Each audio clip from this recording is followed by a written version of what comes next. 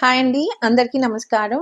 Welcome back to Nisha for you vlogs అండి. ఈరోజు నేను చూపించబోతున్నాను బోటీ క్లీనింగ్ మరియు బోటీ కుకింగ్ ప్రాసెస్ అండి. పార్ట్ 1లో అయితే బోటీ క్లీనింగ్ చూపిస్తున్నా. ఇక్కడ నేను హాట్ వాటర్ వేడి చేసుకొని దాంట్లో ఈ బోటీని 5 మినిట్స్ పాటు నానబెట్టానండి. ఆ తర్వాత ఇలా తీసుకొని నాకు వీలైన విధంగా నేను గంటెతో క్లీన్ చేస్తున్నాను. మీరు నైఫ్ ఇంకేదైనా వాటితో కూడా షార్ప్గా ఉన్న వాటితో క్లీన్ చేసుకోవచ్చండి. ఎక్కువ వృధా కాకుండా జస్ట్ మనం ఇట్లా లాగితే వచ్చేస్తుందండి టోటల్ అంతా కూడా. ఆ బ్యాక్ సైడ్ది మాత్రం మనం చేత్తోనే ఖచ్చితంగా క్లీన్ చేసుకోవాలండి. ఎందుకంటే బ్యాక్ సైడ్ది మనకి ఏ నైఫ్తోని కూడా రాదు. అలాగే బోటీలో ఉన్న డిఫరెంట్ పార్ట్స్ అన్ని నేను ఒక్కొక్కటిగా తీసుకుంటూ క్లీన్ చేస్తున్నాను.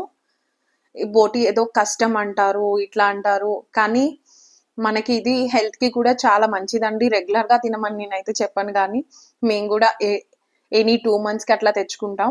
బట్ ప్రాసెస్ చాలా టఫ్ ఉంటుందని వదిలేయడం కన్నా అన్నీ అలవాటు చేసుకోవడం మంచిది కదా. ఎన్ని రోజులని ఎంతకన్నా మనం బయట కొనుక్కొని తింటాం చెప్పండి ఫ్రెండ్స్. సో ఇక్కడ పెద్ద పేగు ఉంది కదండి, దీన్ని అయితే నేను కంప్లీట్గా ఇట్లా చీరేస్తున్నాను. అదే నాకు కొంచెం easy process. So but okay, నేను వీకెండ్స్లో నా టైంని ఇట్లాగే స్పెండ్ చేసుకుంటాను. మా అత్తమ్మ కూడా నాకు హెల్ప్ చేస్తున్నారండి. సో ఇక్కడ అంతా క్లీనింగ్ అయిపోయిన తర్వాత మేము ఇక్కడ పసుపు ఉప్పు వేసి క్లీన్ చేసుకుంటున్నామండి. అన్నీ సపరేట్గా తీసి క్లీన్ చేస్తున్నారు.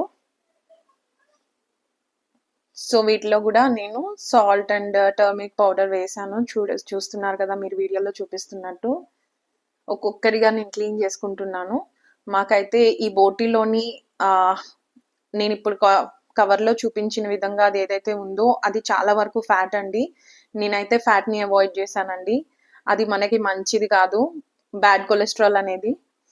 సో మిగతా వాటి వరకు నేను మొత్తం క్లీన్ చేసుకొని మరొకసారి అందులో వేసి టోటల్ క్లీనింగ్ మొత్తం అన్నీ వేసి మళ్ళీ క్లీన్ చేసుకున్నానండి. ఆల్మోస్ట్ నాకైతే 1.5 hour పట్టింది. బట్ టేస్ట్ ముందైతే 1.5 hour కాదు, ఇంకో 1.5 hour కూర్చున్నా కానీ పర్లేదు అనిపించింది గైస్. నచ్చితే లైక్ చేసి సబ్స్క్రైబ్ చేసుకోండి. Thank you.